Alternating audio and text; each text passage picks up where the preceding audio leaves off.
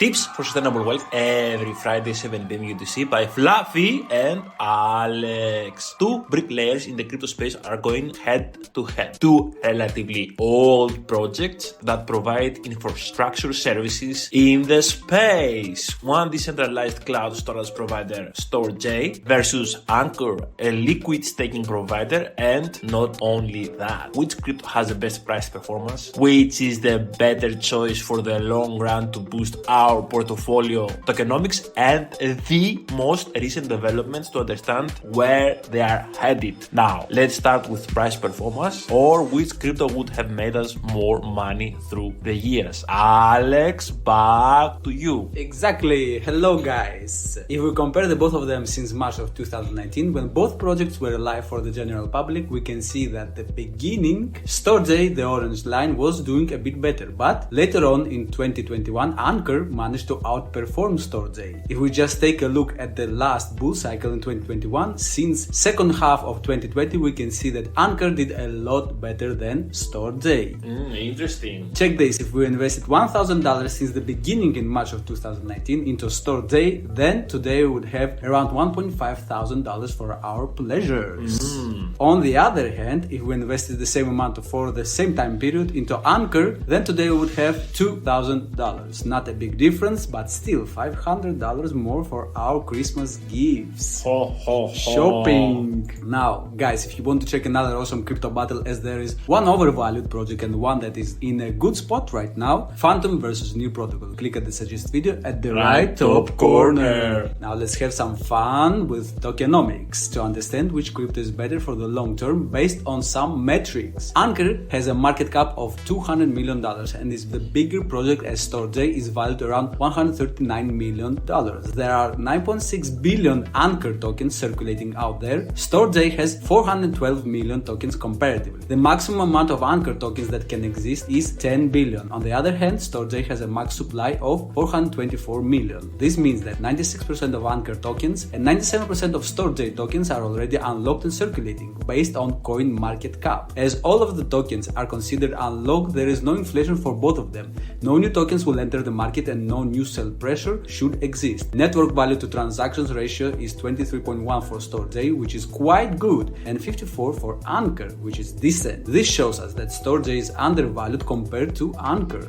based on transactions of the token on the network. So as we can see on the chart, StorJ had 18.9 million tokens transferred in one day. This means $6 million transferred, which compared to StorJ market cap is pretty good. ANKR, on the other hand, has 180 million tokens transferred, which is $3.7 million in a day. This is less than StorJ, but ANKR is worth more, which based on this metric places ANKR in the second place. Interesting. To confirm with ANKR itself, we see that all the tokens are already unlocked since August 2022.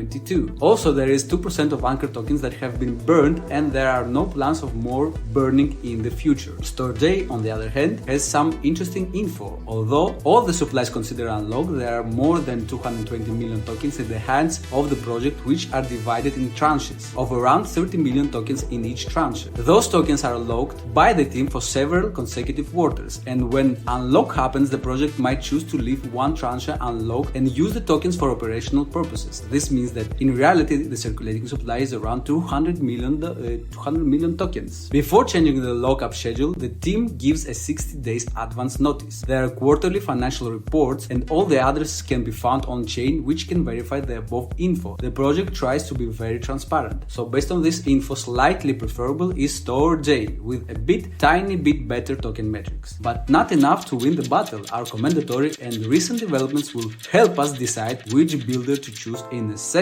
But no matter which one you choose, you should definitely keep it in a safe place. If you want to support the channel and store your assets in one of the safest places, then purchase a ledger by using our affiliate link that you can find in the description down below. Now let's take a look at the most recent developments. Let's settle this battle once and for all. Fluffy.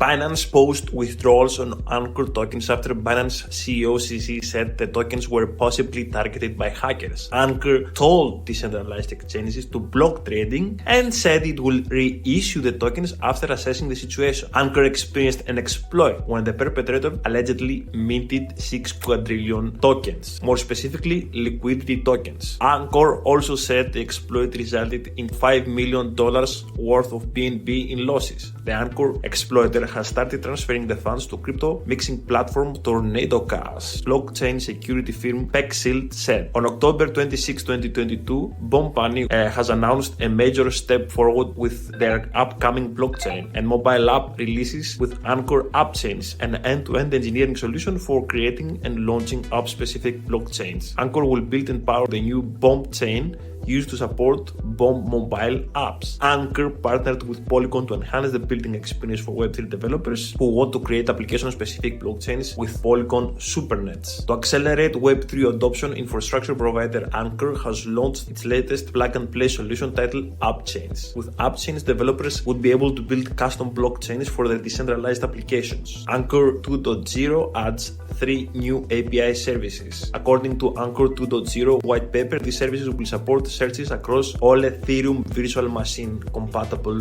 blockchains. Alex, any comments on this stuff? Interesting stuff. Before continuing with StorJ, I want to compliment you and comment on the recent hack that happened on Anchor. Just recently, the team has announced that the hack was an inside job. A former Anchor employee managed to insert a malicious code when Anchor was upgrading. This is kinda telling that the security Anchor had in place wasn't good enough. They even admitted they didn't have a multisig enabled, but hopefully they will take it more seriously from now on. Interesting. On the bright side, the team acted really fast after the hack happened. In a span of a week, had plans how to fix the issue, and they also announced that they will reimburse all the users affected by this event. December 7th, they deployed $50 million to make users whole again that had ties with the Hey protocol. So also Anchor has issued plans for an airdrop to allow holders to receive tokens in the form of BNB. So it seems like they act fast and reinstall the trust of the users back, which is a sign that you'd like to see from any serious project.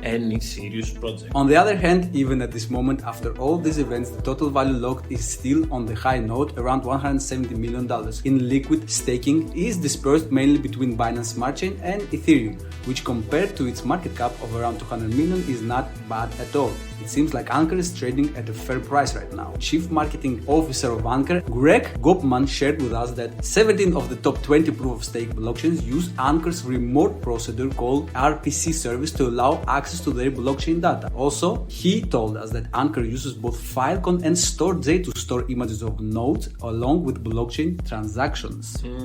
They use decentralized storage providers because it's faster, and we can add here that it's also cheaper. So we have live proof from Anchor itself that decentralized storage most likely is not going anywhere.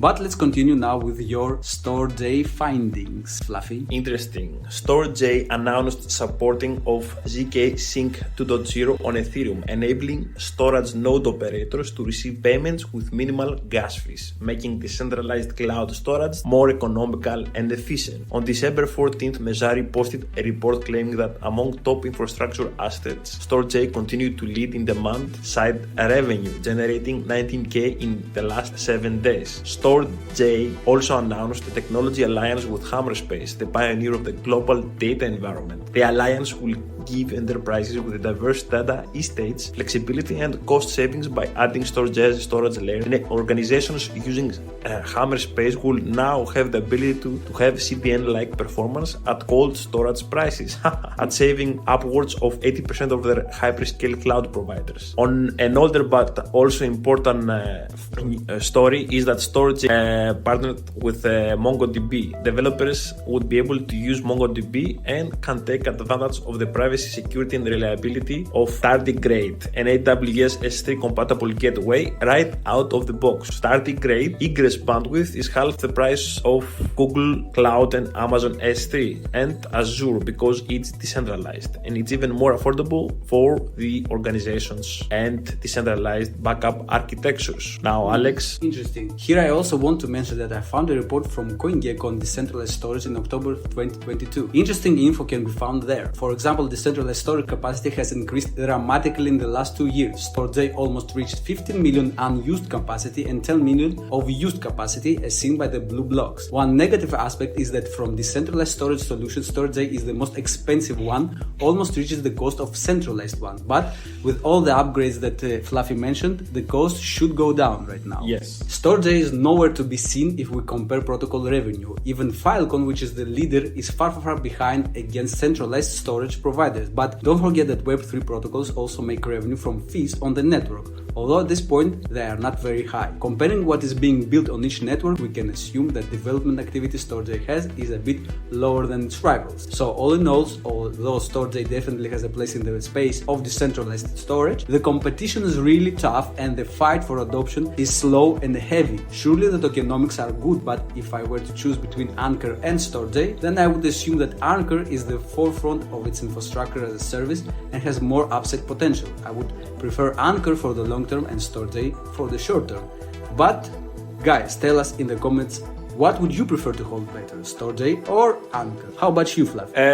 All in all, ANKR is a good project with a strong use case, amazing partnerships, decent tokenomics, and a promising future. ANKR, as a cloud-native technology, uses blockchain for meeting international micropayments and smart contract-based level agreements, along with providing blockchain as a service to other projects, including DeFi. The ANKR blockchain also features as a smart contract system which supports multiple programming languages such as C++, JavaScript, Rust, and Python. Now, on the other hand, StorJ is also a good project with decent use case, some good partnerships, but with not so good token economics. The StorJ use case is strong, but competition looks stronger. StorJ is more of an AWS on blockchain, I would say. Now, the verdict is StorJ is good for short term and day trading, and ANKR for long term and holding. Well, I want to say that StorJ actually has quite good enough tokenomics for me. Yeah, but it has to do, from my perspective, from the level of adoption is much more bigger when we comparing ANKR with StorJ. Okay, so that's it for today. Thank you for watching. If you liked the episode